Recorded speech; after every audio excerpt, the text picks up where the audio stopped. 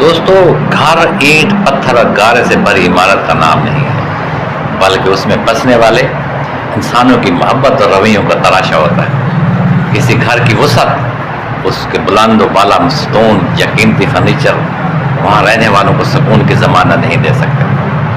تاریخ اور مشاہدہ اس بات کا گواہ ہے دوستو کہ عالی شان محلوں میں بھی بعض اوقات ویرانی، تنہائی اور بے چینی کا راج ہوتا ہے، جبکہ مٹی سے بنے چھوٹے چھوٹے گھر، کچے مکانات میں اطمینان اور خوشیوں کے کہکے گونجتے ہیں۔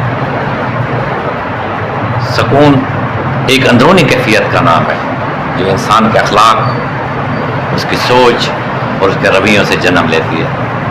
جب گھر کے افراد ایک دوسرے کا احترام کرتے ہیں، دکھ درد میں شریک ہوتے ہیں اور چھوٹی چھوٹی غلطیوں کو درگزر کرنا سیکھتے ہیں، تو ایک عام سا گھر بھی جنت بن سکتا ہے۔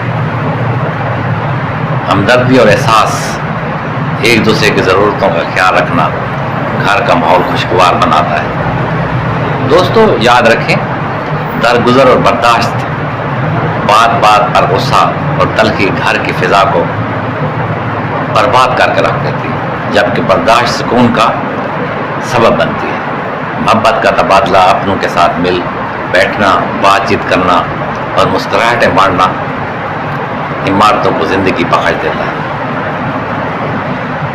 پیارے دوستو، اگر گھر کے اندر بسنے والے لوگوں کے دلوں میں بغض، کینہ اور نفرت ہو تو دنیا کے بڑے سے بڑا محل قید خانہ معلوم ہوتا ہے۔ اس کے برعکس جہاں محبت، خلوص اور اطمینان ہو، وہ چھوٹی سی جھونپڑی بھی دنیا کا سب سے پرسکون مقام بن جاتا ہے۔ اصل خوبصورتی عمارتوں کی سجاوٹ میں نہیں، بلکہ دلوں کی کشادگی میں ہے۔ سکون باہر کی چیزوں یا اشیاء سے خریدا نہیں جا سکتا، یہ تو اپنوں کے رویوں، میٹھے بول اور مخلصانہ تعلقات کا مرہون منت ہوتا ہے۔ اللہ تعالیٰ آپ لوگوں اور مجھے اس بات کو سمجھنے کی توفیق دے۔ Thank you very much.